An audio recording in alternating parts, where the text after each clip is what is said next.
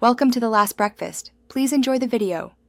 You begin with two essentials: administrative rights and a restore point. Create one now so you can undo changes.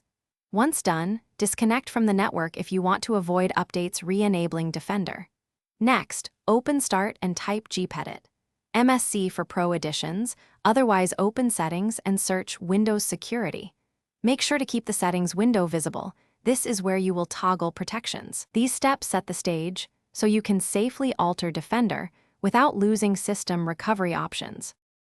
You now edit group policy to stop Defender from running. Open gpedit. MSC, go to Computer Configuration, Administrative Templates, Windows Components, then Windows Defender Antivirus.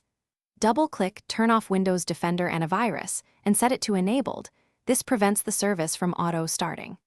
After applying, run gpupdate/force in an elevated command prompt to push changes immediately or restart the PC to be safe. Make sure to verify in Services that Windows Defender Antivirus service is stopped.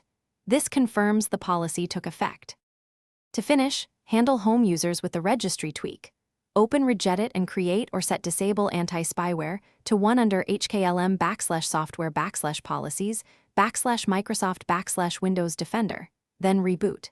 If tamper protection is on, go to Windows Security, Virus and Threat Protection settings and switch it off briefly so policies apply. Finally, confirm Defender stays disabled in Task Manager and Security app. If something goes wrong, restore your registry backup or revert the group policy setting.